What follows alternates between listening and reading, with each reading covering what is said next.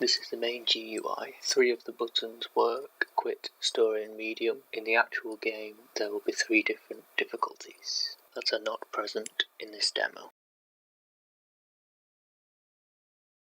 As the player walks onto the platform, it falls and fractures. Fracture type 1. As they've noticed, there's a colour code on the wall and a key to collect. The player has now learned that all red objects break and could be dangerous. This is iterative learning. They then learn that the key can be used on green doors. As they learned before, red objects break. Therefore, through experimentation, the player will find that shooting these red objects break them, opening up a path. The player can then enter the code previously found on the wall using the touchpads on the floor with the related colours. They then discover that blue doors open and switches are pressed. In this next puzzle, the player will use the 2 switches to cause the walls to move up and down to allow them to move the yellow block underneath the ledge. They will then discover that yellow blocks can be moved by pushing, pulling or lifting. At this point, the player would use their external logic to think that water would drown them. The player must therefore be careful not to fall into the water, as this is a fail state and will kill the player. They can then pick up the axe, which will appear in the HUD in the top left, which they can then use on pink doors. They are then given the option to go left or right. Going right leads to a gap in the ground, which will kill the player. Going left is simply just a painted block on the floor, which the player can walk over. Knowing that red block breaks, the player must jump quickly over the gap to get to the other side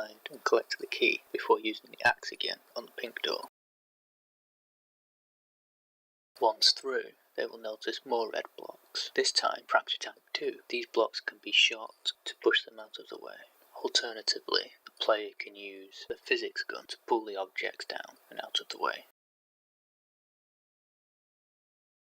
This green door requires 3 keys and not 1, so the player must go and look for all 3 keys. For the next puzzle, the player must push this yellow ball into a trigger on the other side of the wall. By now the player should remember that yellow objects are pushable. They will then push the ball onto the lift and to the other side till they reach the trigger. Again, the player may wish to use the physics gun as well. Having more than one method of accomplishing things makes the game more diverse.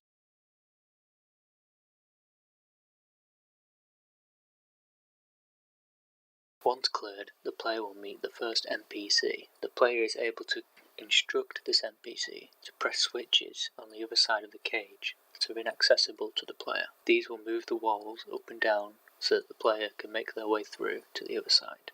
This is the preset location NPC. During the hunt for the keys, the player will be confronted by red moving objects. The player by now should recognise that red is a dangerous colour, but when attempting to shoot these red blocks, they don't break. This is because they are glowing. If red blocks glow, then they don't break. This section of the game is difficult. This challenge level would make the player feel nervous, as they don't want to die at this point, as it would mean restarting level. This means the player would want to move slowly through this point to avoid dying. It also means they'll be more careful about what they do. You will also notice, as the player collects keys, they appear on the HUD in the top left. As a player collects another key, the number next to the key icon increases. Also on the HUD are a radar and an eye symbol. These don't function in this demo, but will function in the real game to tell the player where enemies are and if they're being watched.